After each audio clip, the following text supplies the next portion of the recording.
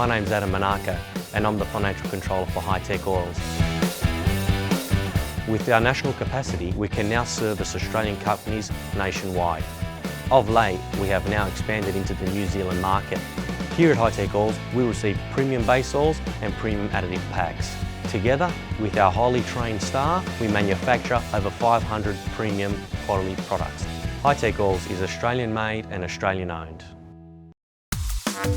On today's show, we wind the clock back to 2015 and head to Bunbury in Western Australia for the 53rd running of the Australian Sprintcar Championship from Bunbury Speedway. Then we head to the Phillip Island Grand Prix circuit as we bring you highlights of last season's penultimate round of the Shannons Nationals, featuring the Kumo V8 Touring Car Series. And then we head to Sydney Motorsport Park as we relive all the sideways action from last year's Honeywell Garrett International Drift Challenge. This is Speedweek.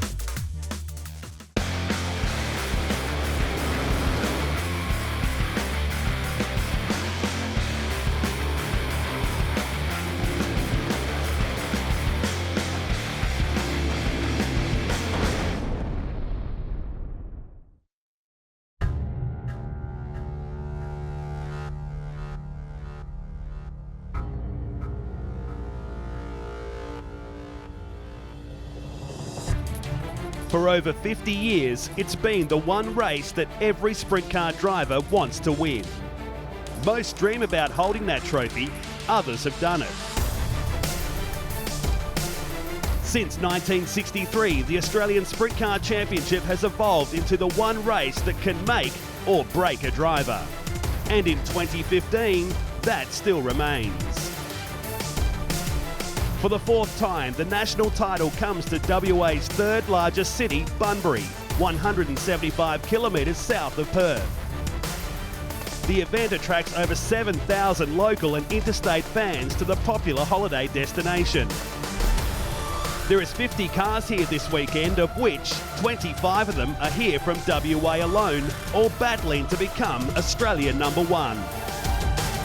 Welcome to the SJ Crushing Australian Sprint Car Championship here at Bunbury Speedway.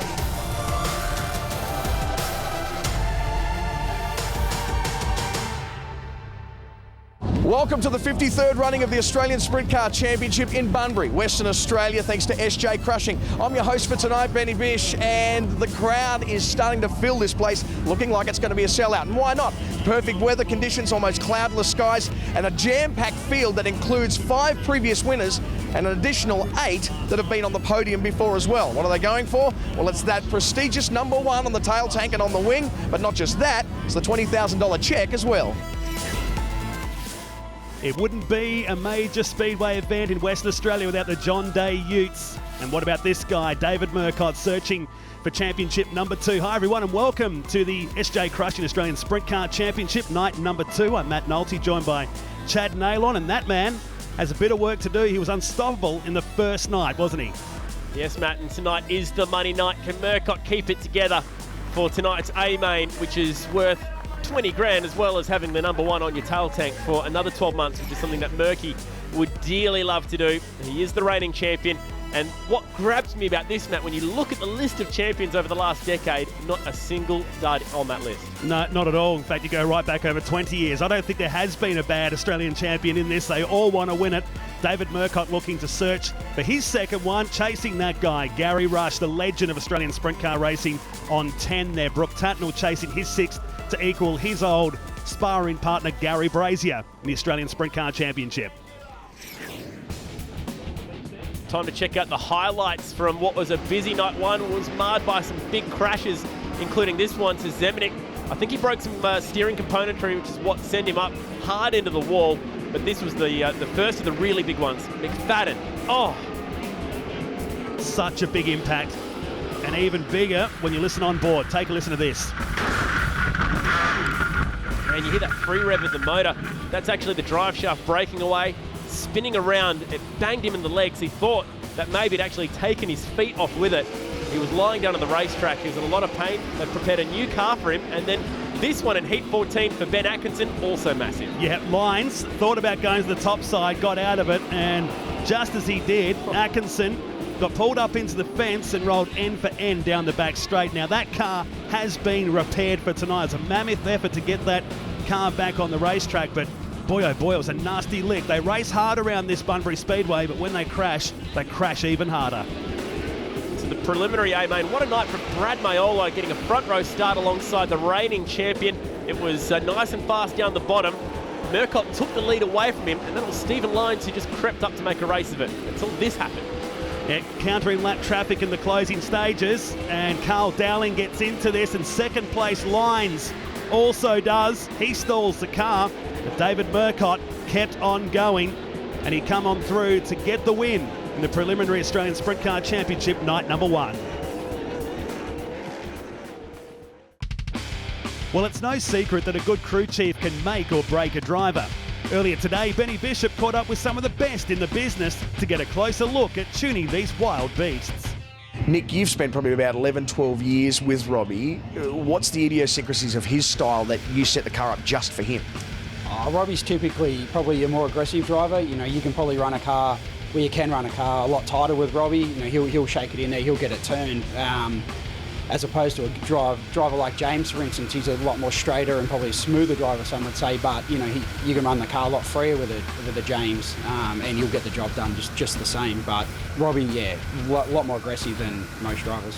Some guys, they just stand on the throttle and tear the tyres out from underneath it, and they'll just run up the top, and they're prepared to bust the car in half every night they go out. But James tends to look after stuff, except a few little problems last night, but yeah, he generally looks after his equipment, and he's very smooth on the throttle, and he can look after the tyres on the race car. He's very easy to work with because he can carry the car. So if I don't get it right, he kind of makes the mechanic look good. Basically how Dave likes the car, he likes to be fairly tight on entry, so you've got to keep the car fairly tight on entry, so he doesn't, like, you know, certain different guys would work for, like the car to slip on entry, in layman's terms. He likes to get in and the thing to be stuck, then he likes to muscle it around the corner, more so than other guys I've worked for. Generally we run our stuff quite tight.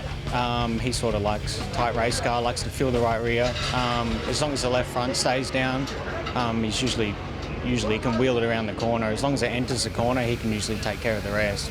With Max, I've got to try and make it so it's a pretty tight car for him to race, and he's pretty smooth. He likes to keep the car sort of, the wheels not spinning. Like the younger guys, they sort of rev it up a little bit more and drive it really hard. So it's a hard balance because you got to get going to make wing speed with the cars to make them turn, but you got to make it tight. And he likes it on the tight side, so that's the way we do it.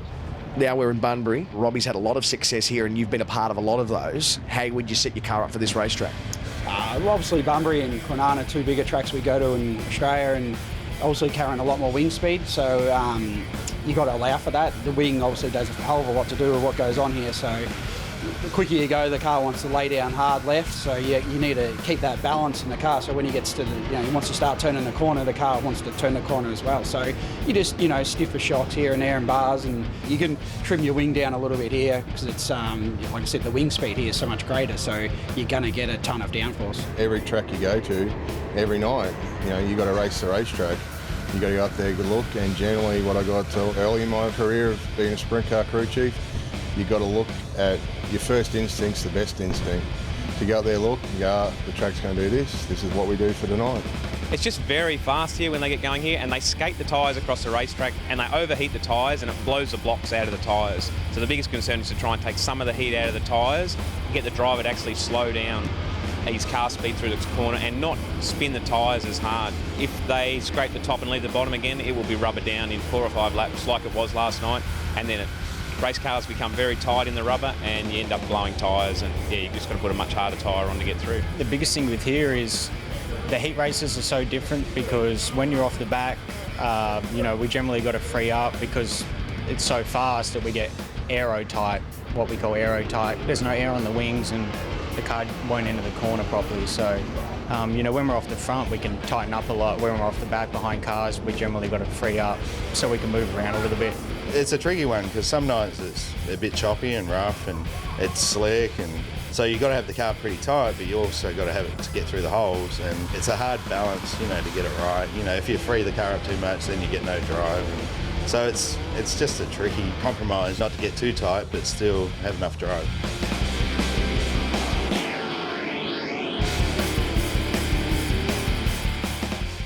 Time to check out the heat races. The final round of heats here at the Australian Sprint Car Championship. Looking from the pits with Jamie Veal and David Priolo. We got underway this final night of competition, and already we're striking dramas down the bottom.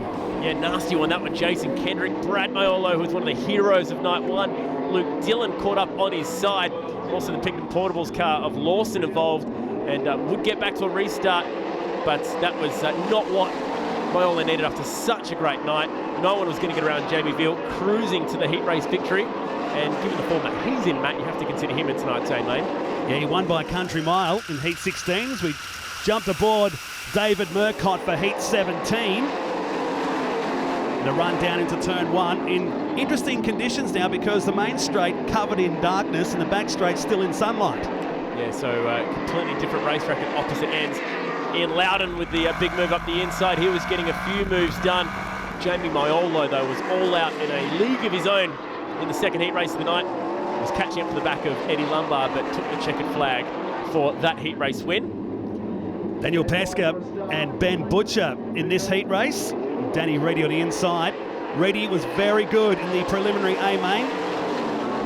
Talking, weren't we, about how confident he seems to be after claiming a win in Sydney, his first feature race win at Sydney Speedway. Here he is sliding under the middle of one of the local guys. Ben Butcher gets a bit tight. Butcher's been doing a fair bit of work with the Cricket Motorsport team this summer. This was good for Reedy, got him some more points into his count, but it was this young fella from South Australia, Daniel Pesca, who won again by a long margin. In fact, the length of the main straightaway from Danny Reedy, and Butcher got in for third position. As the sun began to set in the distance, Troy Beckingham kicked us off in Heat 19. Number of crashes marred this particular heat race, and a lot of them happening on the first lap, and you wouldn't believe who was involved in this one after a massive effort to get this car fixed overnight. Wait for the background. Bang. Yep, Benny Atkinson. They repaired this car overnight. They whacked the wing that Sheldon Hordenshield ran earlier this year, and that was the end of his Australian Championship. But just moments later, at the restart, as Lyons led us away, it was all over for his teammate down in turn number 2. Oh man, just got tight. Cranks it sideways, catches one of the bumps and sends him upside down. And can you believe just how much bad luck they're having this weekend? He was the youngest in the field this year at just 21 years of age. Gives you an idea on how big this Bunbury Speedway is. As this battle between Beckingham and Lyons got underway, that's where it ended, because Lyons disappeared. Beckingham moving up the speedway and dropping 2 spots until he met Sean Bradford, who cut the right rear tyre down. The NDK Transport number 69 here, and that ended his race and put him miles down. In fact, dropped him out of the A into the B. Grandson of a 2-time Australian Sprint Car champion who is here this weekend, and didn't Stephen Lyons have to earn that with 4 starts? The heat race that had the likes of Farrell in it, and that was a monster victory. As we check out the final heat highlights of the night, including Robbie Farr, James McFadden, brand new car for him tonight. Yet nothing left of the old car apart from the seat belts from that car, the RMGH number 25. But look at Cameron Gessner, he's in some great form. And he moved to the west a couple of years ago and really accustomed to these much bigger tracks. Robbie Farr going around the outside of Tasmanian Sean Dobson. He's been on a podium before when this title was won by Brooke Tatnell, but it was J-Mac cruising to a victory which he desperately needed. Big reward to the team in that one. So that concludes all the heat races. Stick around, because after the break, we got plenty more from the 53rd Australian Sprint Car Championship here at Bunbury Speedway.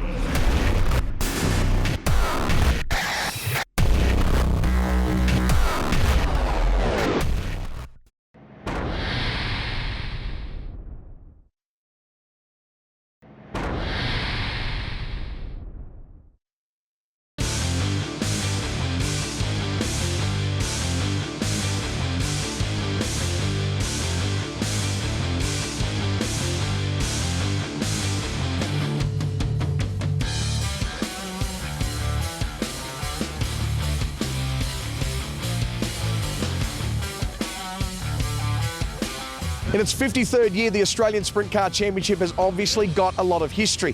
What's very cool is when you can see a driver running this year in the 53rd go back about 30 or so years, and his grandfather was the actual champion in Latrobe in Tasmania, the Bradfords. Sean and his grandfather Noel, welcome to Bunbury for this year. The pressure must be on when you've got that surname, buddy.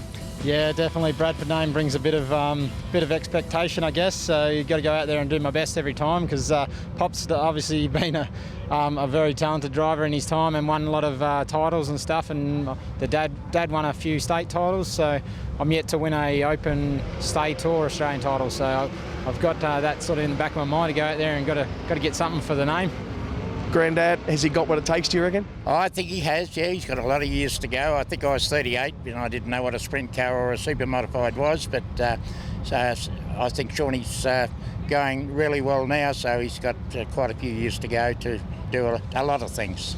So when you look at Grandad's photos, Sean, do you sort of think, man, how the heck did they drive those things? Yeah, definitely. I think power steering probably didn't exist when Pop started, I'm not sure, but if it did, it wouldn't be like our power steering, and the cars would have been a lot heavier. So I'd say it would have been pretty hard work just to even hang on to them for 30 laps, and yeah, pretty lucky to have this sort of technology we've got now, where the cars are a lot easier to drive, and yeah, the technology with safety wise and that, I think we've got a lot of safety devices, your Hans device and all the extra, the full containment race seats and stuff like that. That stuff wasn't around back then, so if you crashed, it would have fairly hurt. So it's a great honour for you to be the Grand Marshal this year. That must feel pretty cool. It is. When I first heard about it, I think Shawnee or Casey rang me and said, would I do the job or be there? And I said, I'd love to, because I think it is a great pleasure to do that, especially we've been out of it so long. I thought, as I said at the drivers' meeting, a lot of the young guys weren't even born when we were racing then, so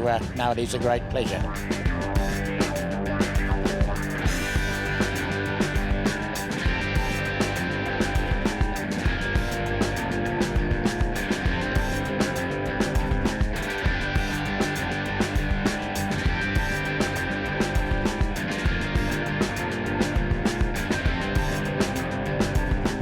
Well, with the A-main locked and loaded, it's interesting. It came down to something very, very close to see Trevor Green lock into the A-main. It was between him and his good friend Max Dumsney to see they were locked on the same points, but it came down to a count back of who was quickest in their first round of heats. And Trevor Green, you edged out your mate Max by 0.003 of a second. Yeah, and my brother's pretty dirty on it. He's Max's crew chief, and he said, you mongrel, but we had a pretty good car, I think, in that last heat, but we had a fuel pump malfunction, so we needed a top 4 to keep us in the top 7 or 8 in points, but we've just snuck in by the barest of margins, and I didn't really feel like doing a 20-lap B before a 40-lap A on that track that's getting really juiced up and really rough. So while Trevor Green is elated that he has made it into the A main, the guy who just gets the short shift and then will come out of pole for the B is this guy, 3-time former champion of this Australian title, Max Dumsney. If there was ever a guy that you want to be beaten by to get into an A main and you are the loser in it, Trevor Green, then you got to hate that. Well, Trevor had an unlucky run tonight. He deserves it. So, anyway, whatever. We've a bit more work in front of us. 0.003 of a second was what split you being in the A to you being off pole in the B. That's a little bit painful. It is a bit rough. That's racing, isn't it? It is racing. It's a cruel, cruel sport. Over your years, mate, I think we're celebrating this year the 30th anniversary of your first podium this year in 2015. It's changed so much, hasn't it? Yeah, it has. Yeah, we've got a lot more cars now than we used to have, and a lot tougher cars. Well, one of the quickest guys to be edged into the C main. You can't believe that you'll find this guy here, David Priolo, who's sitting here a little bit tense, coming out of third for the C main, mate. You've got a lot of work to do. Yeah, not wrong. I love to pass cars, and so this is the ultimate opportunity right here. Unfortunately, we've had 2 zeros in our heats. First one was a crash, and the last one, they took my second place off me because they reckon they called me to scales and we never went. But I'm going to prove them that they made a mistake here, and I'm going to get myself back in the B and work my way forward and try and get in that A main. Time to check out the C main highlights now from the Australian Sprint Car Championship. On board with the man we just spoke to, David Priolo.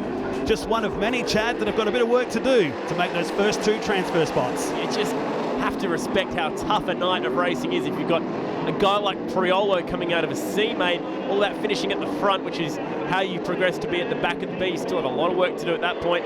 Jason Pride was doing the early leading, and not too surprisingly, David Priolo in an absolute rush to get himself up inside the transfer spots.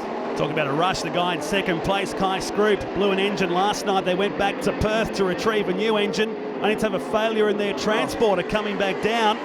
And this was the battle for the transfer position as Priolo snapped that off of Scroop in the dying stages. Scroop getting himself caught up down low. You don't want to be getting anywhere near those tractor tyres. That would be something to talk about in tonight's A-Main. Prolo absolutely ripping his way through the field to be all over the back of Jason Pride. It makes you wonder what could have been for a guy like Prolo had night one not included that early crash.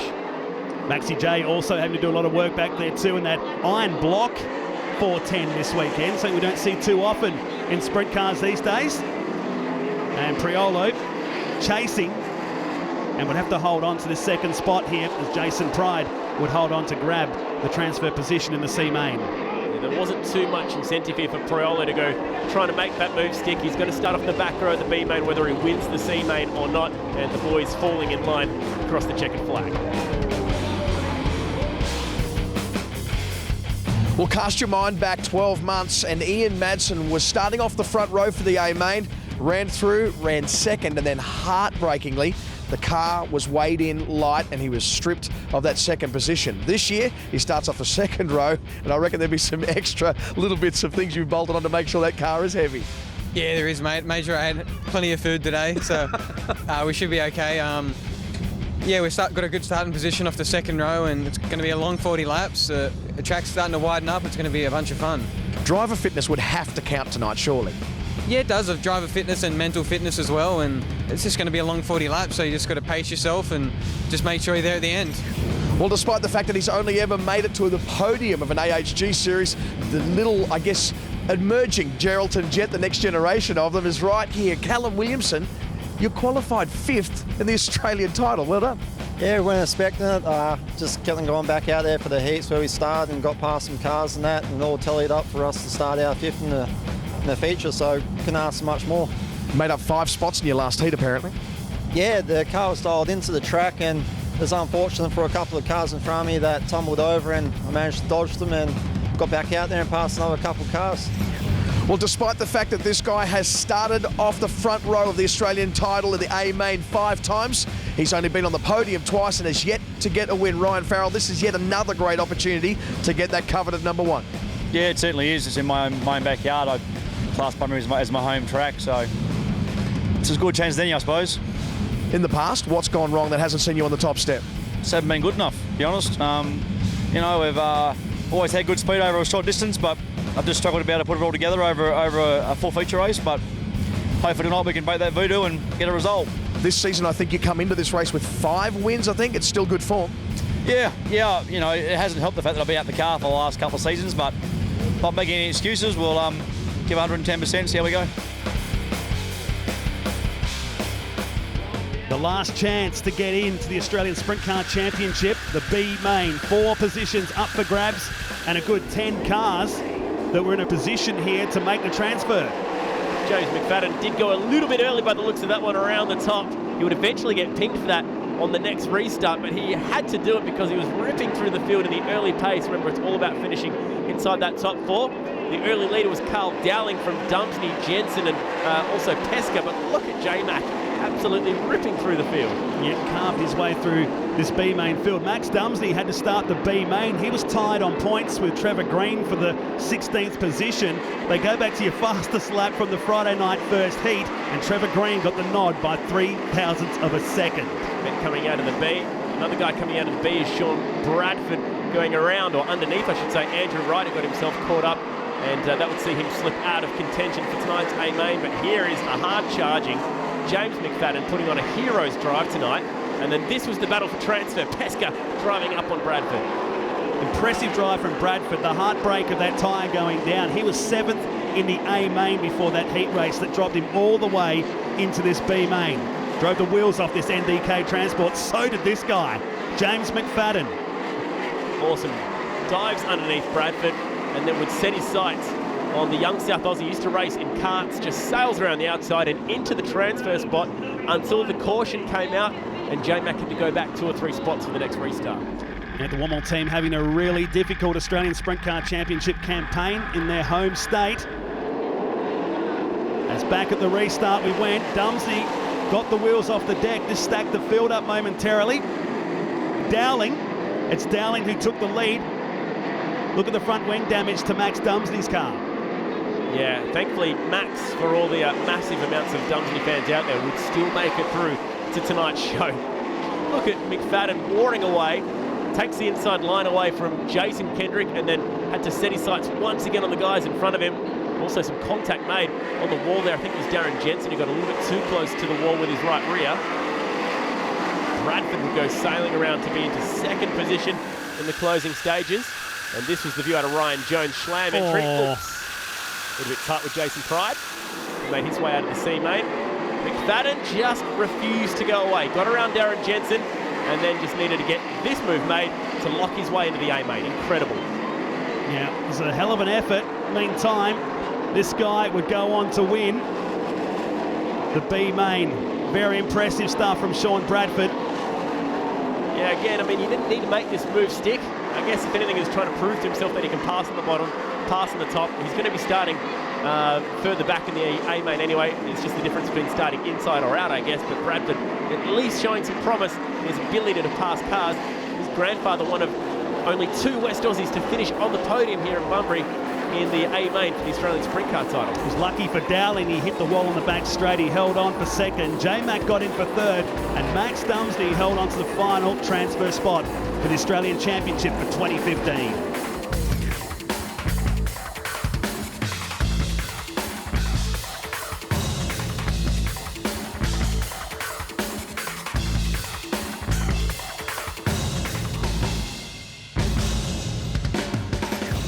Well, we are only moments away now from the starting of the 53rd running of the Australian Sprint Car title, thanks to SJ Crushing, the guy who has been, I guess, in recent years, the dominating force. He's got 5 of these titles. He's probably the best guy to not be the weatherman, but give us a forecast on the track condition. They've got a bit of a grader out there, a bit of a scraper. They've got some Waterbrook Tatnall. It's been rough most of the night. As a weatherman, I tell you, this is almost Minnesota weather. It's getting bloody cold, mate. But look, I think it's just going to be very similar to what we saw in the B main. It's right now it's a super fast racetrack. It's almost too fast to pass. But there's obviously the added issue, of course, those massive big tractor tyres that have been put there on the corners. From my understanding, most of the drivers think it's a great idea. It solves one of the issues of potential cheating or going down a little bit low. But if you do hit one, it's all over, isn't it? You hit that outside fence, it's all over as well. You hit the car in front, it's all over. Look, the racetrack's here. Doesn't matter what you've got in the middle. Look, we can put a concrete fence around the middle, but the only problem you got is no exit. So these tractor tyres are a good idea. You don't want to lose an Australian title by someone dudding you on the infield.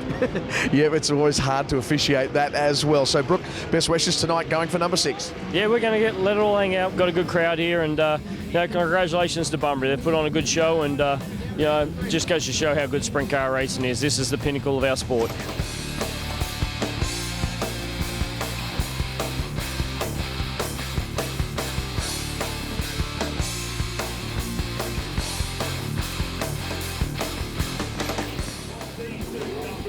So this is it. All the heat races are done. The C main, the B main, all complete. And now we're left to decide the Australian Sprint Car Champion for 2015. Could this guy go home with number 1? He's been in some brilliant form. Jamie Veal, the SWI Engineering, number 35. He's a hot tip for this one, Chad. Yeah, I feel like those Achillies radials on board are going to give us great insight to these guys working away. Murcott off the front row. Brad Maiolo, despite that crash, has done enough to start alongside him. Behind him, you've got some massive names. You've got Robbie Farr, Brooke Tatnall, they're all here. Don't forget flying Ryan Farrell either. He's been on the podium twice in the Australian Sprint Car title. I'm definitely not counting him out, as well as Ian Madsen, whose brother has won one, but yet we're still seeing him win one. Robbie Farr's had a great love affair with this track. Could he get championship number 2? Firstly, let's check in with Benny Bish. He's trackside. Guys, I can tell you it is absolutely freezing down here in the infield at Bunbury, but how good is this? 5 of the previous winners of this title who came into this weekend are all in this A-main field, as well as 7 previous podium getters as well. The best of the best that this nation's got to offer are here. This is going to be frenetic. Back to you. Might need to jump near those flame projectors, Benny Bish. It is certainly chilly, but the action about to be red hot here at Bunbury Speedway, the 4th time the Australian Championship has been in this awesome venue. And here's the guy we talk about, Robbie Farr. So many wins in the past. He won a 360 national championship here also. An amazing connection with this track. He won it the last time the Australian Sprint Car title visited here back in 2004. The 7th time we've had the title held in the west side of the country, the 4th time here at Bunbury. What's Jamie Veal got on offer for us right now? I mean, he's been so hot with World Series wins. He's been podiuming over there in America. He feels like he can just about win anywhere he travels to right now. This guy here is in a hot ride as well. Talk about Ian Loudon. He'll carry one of our Achillies radial onboards in the Caneric Group number 29 that Kerry Madson's been driving this season. So many names as we check out your A-Main, Murcott and Mayola. What a great drive from him this weekend. Farrell and Madsen, Williamson and Lyons, Farr and Bill, Reedy and Tatnall. There's a good row out of 5. Tatnall's father, George, was on the podium here back in 1977, a day when Gary Rush would take the victory. I wonder if McFadden can do it out of P19. He's been passing cars like crazy all night. And, well, Max Dumsney's got a lot of work to do if he's going to claim a 14th podium in 13 years since his last Australian title win. You get one here, his second one, as a matter of fact, back in 1998. Yeah, the man with the most starts in the field, 28th Australian Sprint Car Championship start for Max Dumsney, 3-time champ, been on the podium 10 times. That Valvoline number 5 off the back. Well, this is going to be exciting. I mean, for Murcott, it'll all come down to how he deals with the traffic. It looks to me that the bottom's going to be the place to run, but you will have to venture towards the top if you want to get your way around the traffic. Keep an eye for Stephen Lyons. There's a guy that we haven't really mentioned yet. Definitely one of the better guys in the field when it comes to getting through the traffic. He's in hot form right now. Quite starchy summer, but he's come on strong. This is where it needs to come on strong for Lyons. With the team from Halls Motorsport out of Albany, the actual team based in Mount Gambier these days. And Ryan Farrell returning to the sport this summer. It's been an instant hit wherever he's been. Could he win his first Australian Championship? Got Callum Williamson behind him as the pace begins to quicken. The tensions are up. The Australian Sprint Car Championship about to get underway for the 4th time here at Bunbury Speedway. Green flag is in the air. Side-by-side start between your two leaders, but Murcott does exactly what he wanted to, and he grabs the bottom line. Trouble in the middle of the pack. Two guys got together. Robbie Farr's involved, Danny Reedy's involved, and someone up and over. And it's Ian Loudon in the Caneric 29. Disappointing for a man who has won the Classic. Fuel pouring out of the back of that fuel tank as well as it's on its side. So disappointing, but I tell you what, this will be good news for our two reserves who are waiting in the wings right now. Yeah, Daniel Pesca is suiting up. I can tell you right now, looking out the window, as Reedy and Farr got together, and Loudon, the last one on the scene, goes upside down. Oh, just totally unlucky for the Caneric Group number 29 on board with Ian Loudon now. This car's been sitting in Kerry Madson's trailer in America all year. It was his backup car for Outlaws. Up and over it goes.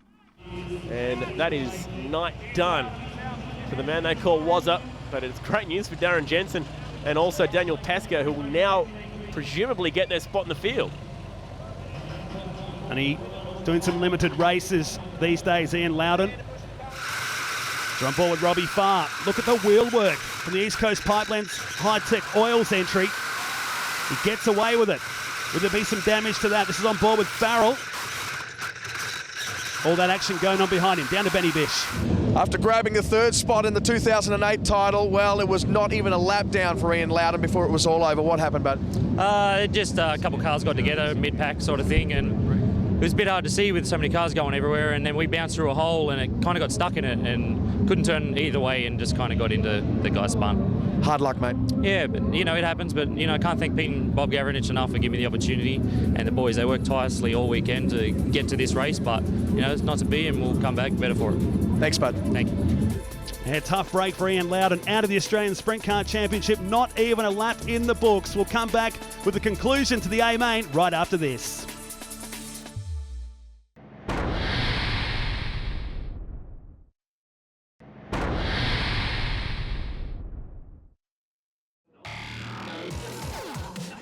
Well, not even a lap into the Australian Sprint Car Championship, and we've had loads of action already where Ian Loudon unfortunately has departed from this year's championship, allowing that guy in the black 27 behind there, Daniel Pesca, a star, Chad Nailon, in the Australian Championship. Yeah, Darren Jensen will also tack onto the back of this field. Incredibly lucky.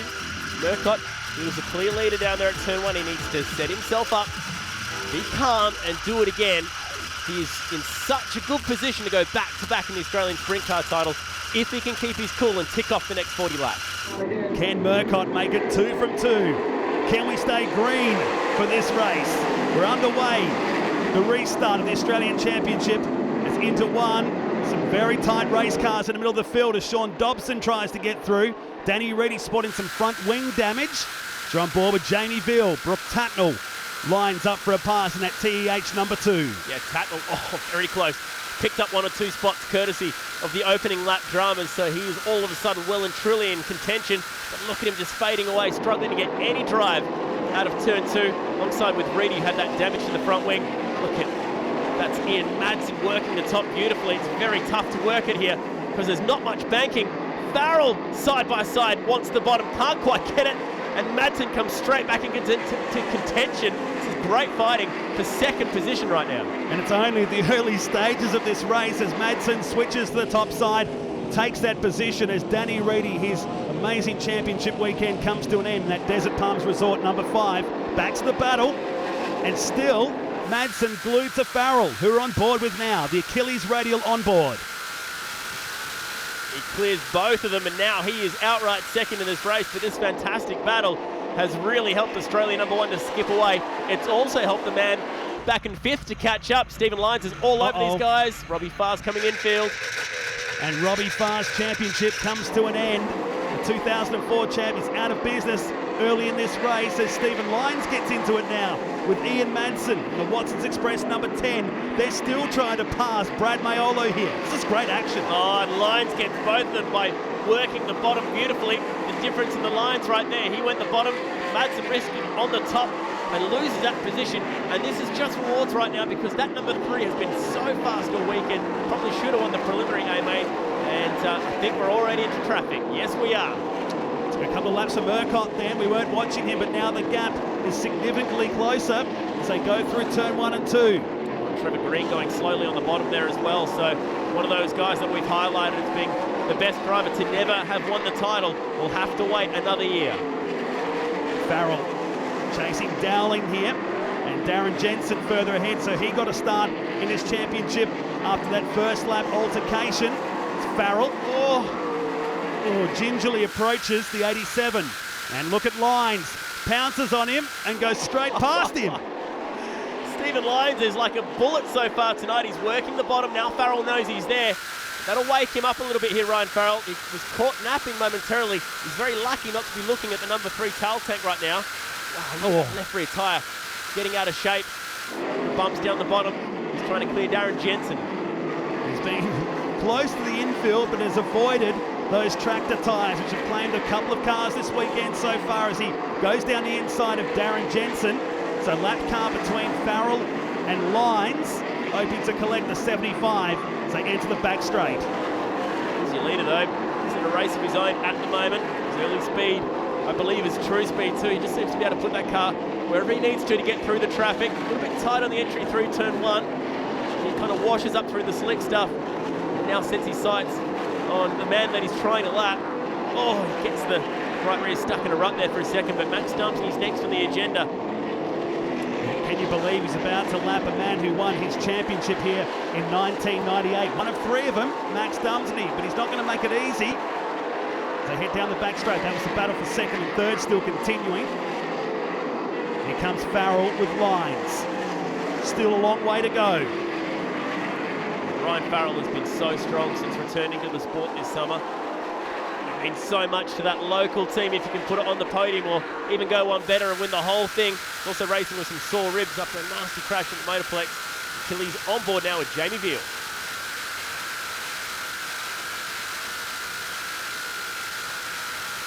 You can just tell with the throttle application as the Maiolo car has a moment through 1 and 2 of how you're going to drive with your head in these conditions. Tell you what, Veal's coming on pretty strong right now. He's getting faster and faster as these laps tick away, but you have to think that he needs a caution if he's going to get anywhere near where this guy is at the moment, who hasn't got around Max Dumpsey yet, but he's still just got this massive lead. I mean, here's the guy in second. He's a whole quarter away. So he's got 1 lap car out the way. That's Dowling in the Candelo Steel City 87. And Farrell can't get past him at the moment. That lead Murcott got was out to probably 4 or 5 seconds within the first couple of laps. Back on board with Farrell now. Multi-time Western Australian champion. Lyons still within a shot of getting this position. Look at the wheel work from Farrell. Fantastic to watch. Amazing just how violent that left rear tyre is moving around and changing shape in the middle of the corner on the entry, especially when it hits the bumps. And finally is going to get this move made, and this will help. Now he can lower his eyes, chase down the race leader. And just eat straight away into that gap that Murcott had, chasing his second championship. David Murcott, be awesome if he could do it this weekend at Bunbury. Oh, Dowling goes around in the background. He was sitting right in the middle of the track. He nearly got involved with Lyons for a second time in 2 nights. And this will bring out the caution. I think Lyons would have got very nervous when he saw the Still City 87 wing again. Watch this in the background. You'll see him just spin on his own in the middle of turn 3, and how everyone avoided it, I don't know. And this will compress the field and allow Farrell to climb right up onto the tail tank of the Australia 1 of David Murcott. And James McFadden has been picking off some cars in this race. He's inside the top 10. This will be a huge help for Stephen Lyons, who needed to bunch the field back up. Good restart though for Australia number 1. Does exactly what he needs to. Also gets Ian Madsen back into it as he puts a pass on Lyons up to 3rd position. So this has re-energised the field, and he's going to pass Farrell here for 2nd position. Oh my goodness. Here comes the Goodyear road number 10. The team that won the title last year with Murcott driving the car, and this is the battle for the lead. Ian Madsen goes to the top of David Murcott. The speed and form that he's got at the moment, he's going to take that lead away. So Madsen's found the switch of that Watson's number 10, now looking to pass the Australian champ down into 3. So Murcott driving the... Oh, he has a moment through the final corner, and now Madsen looks to pounce. Ian Madsen is definitely one of those guys that we put a big circle around as one of the hottest drivers in Australia on current form, but definitely one of the best guys to have never won the Aussie title. He's in the lead, watch him go straight to the bottom and just take that line away, but he couldn't pull the car up in the middle. This will give Murcott a sniff. Can't shut the door. Murcott fires back in. They're side by side, coming through to complete another lap of this amazing now Australian Sprint Car Championship as Lyons goes to the inside of Ryan Farrell. And suddenly we've got a race on our hands. What a battle, but for mine, Madsen needs to shut the door and get stuck down there on the pole line. He's just giving Murcott a chance by sitting kind of half in the groove, and look at that, Murcott takes the lead back off him. I guess he's sick of hitting those holes, but the only reason why he's not driving around on the pole line at the moment. Madsen looks comfortable more up the top, doesn't he? He runs to the room! He runs out as a slowing car as Bradford, and the car stands up on 2 wheels, and that will cost Madsen the Australian Sprint Car Championship. Unbelievable. Can you believe this? 2 in 2 nights now. Murcott has been gifted the opportunity to have one of his main competitors taken away from him. That is just so unfortunate. If anything, it's kind of ruined what was shaping up to be a great race between these two.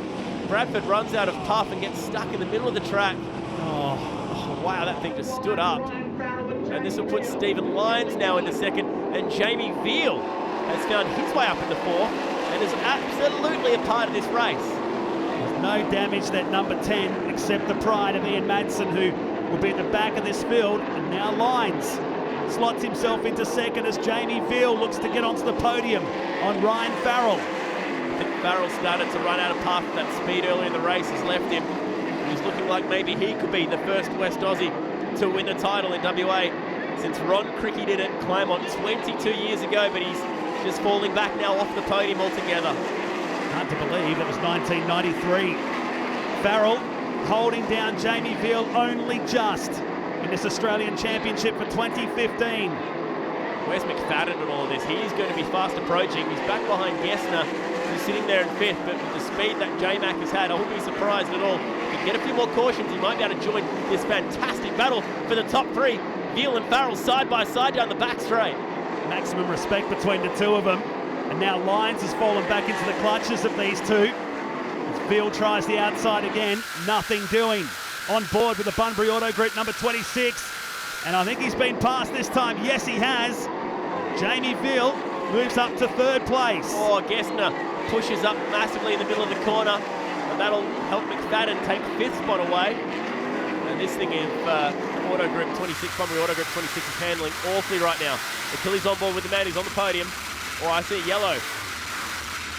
Yes, we are under caution. And just in time, you'd think, for Veal. It's Brad Maiolo. What a tough break for the young man who qualified on the front row for the preliminary A main. The Australian Produce Brokers LJM racing car is out of this championship for 2015. The team running base just 20 minutes away here from Bunbury. See if we can pick up what happened. He's already up against the fence on the front row for both A mains and both nights, proving how far he's come as a racer, and also having a gun crew chief like Brendan Telfer helping out on that team has definitely been a massive help. Change of chassis as well. And look who is just creeping up, and now just 2 spots away from the podium.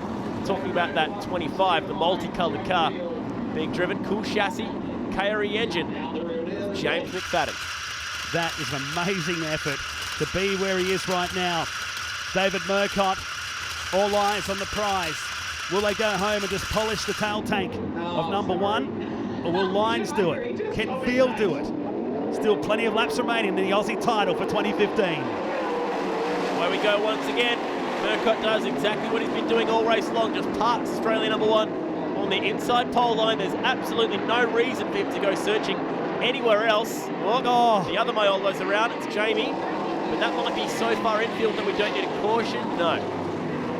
So both Maiolos go out in consecutive laps. Now Farrell actually got around Veal here. He might have to give that spot back. And it looks like that's what he's doing. So that's disappointing for the Bunbury Auto Group 26, because he did a good job to get around him. The car is ill handling, but still he's managed to pick that third spot back up. He'll have to do it all over again. Hard to tell if he did that on his own. There's some front wing damage to Osquip Industries, number 99. So, Veal got away with one then, fair to say, third position, but still has a decent shot at winning this championship. Murcott, Lyons, Veal, Farrell, the top 4. James McFadden from the B main is in a top 5 position with Cameron Gessner buying into this one now also. Tatnall's jumped from the 5th row, position 10, to be just outside the top 5 as well. Local track advantage for the Cricky Motorsport team here. He's got a little work to do from where he is. Has Stephen Lyons got an answer for David Murcott? If he's going to do it, he's going to have to do it around the top, judging by the way Murcott's racing. Love on the bottom. Away we go once again. Can Farrell get that move made once again on Jamie Veal? Nice mid-corner speed that from Stephen Lyons. He's creeping up onto the back of Australia number 1. So he's on the mid-track, as you can see. Murcott, there's that little hole in the track down there. It's developing as this race goes on. In turn 3, Veal in 3rd position, running a lonely race now. As defending champ holds back the man who won the World Series Sprint Cars Championship last year, Stephen Lyons, who fades momentarily, gets back into this. Wouldn't it be great if he could win? He's driving the wheels off and trying to run Lyons. That Murcott isn't at the moment. That big back straight, this is a big speedway over 500 metres, so we're talking, 130, 140 k's an hour down that back straight. But Murcott back into clear air, and as the laps count down, this is looking like it's going to be back-to-back wins for Murcott. Oh, Farrell over the bumps, hard, and I believe he might have given a spot up to James McFadden there. Like he did. He has. Wow, what a drive this has been. This is amazing. The back of the B main to be 1 position away from the podium. The only problem is he's got to get around one of his best friends to do so. Jamie Veal's hanging on to 3rd. Bottom starting to take a little bit more rubber right now.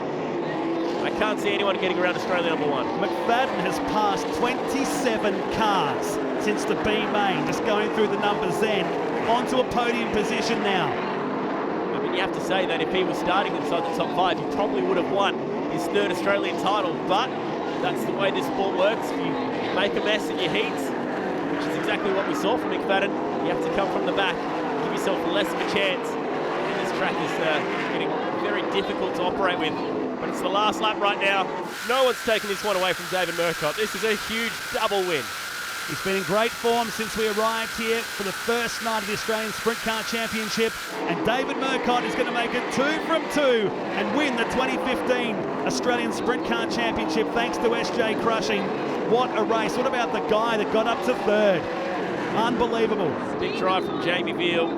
So disappointed that McFadden couldn't quite get the last spot that he needed to. The rest of the guys, including Pesco, nearly runs up the back of, was that Tatnall who was slowing across the finish line? What happened to Tatnall after a fairly good drive? But he waited so long to win his first. Now he's won 2 in a row. 1 in Tasmania and 1 here. And are we going to get a shred of emotion from David Murcott? He's just such a cool, calm, collected character. There it is with Murcott and Veal both on the podium. It's the first time we've had 2 Victorians on the podium since Carrick back in 1991. Congratulations, Stephen Lyons, who once again finishes on the podium. Over the page, the guys like Gessner, who faded away towards the end. We lost 7 cars in the end of this race, including Farr and Reedy, who finished down in 19th and 20th position. But hats off to David Murcott. It's all official. David Murcott. Celebrating the only way you want to, the Australian flag and the wing dance. This guy is in such hot form at the moment. Congratulations also to Scott Inglis and to Gleno Inglis, his crew chief. Fantastic work and well done to the whole Horrell Motorsport team. Well, I'm looking forward to hearing what he's going to say. Murcott's champion once again. He's with Benny. It was one thing to get one. They even gave you the advice to say that as soon as you get that first one off your back, the next one's come easier. That's a testament is true. Oh, I guess so. I'll tell you what, that was an easy race, though. You know, Ian raced me real hard. Showed me I was being too lazy and just trying to take care of my tyres. I had to really get my elbows up again, and then he, luckily we brought it home. So happy for this team, go back to back. Aussie won 2 years in a row. It's just childhood dreams do come true, don't they? And once again, David Murcott is your Australian champion, goes back to back, first time since Brooke Tatnall did it a few years ago. Chad Nail on the Australian Championship, always a big one. Just such a fantastic event. Bunbury playing host to it, and cannot wait for the next one. Warrnambool next year, won't that be exciting? Definitely be a big week down there in Victoria. Looking forward to that. Thank you so much for joining me in commentary for this one, and to Benny Bish, also working the pits and the infield. This has been the 2015 SJ Crushing Australian Sprint Car Championship. We'll see you next time. Coming up after the break, we go to Phillip Island for last season's penultimate round of the Kumho V8 Touring Car Series as part of the Shannons Nationals.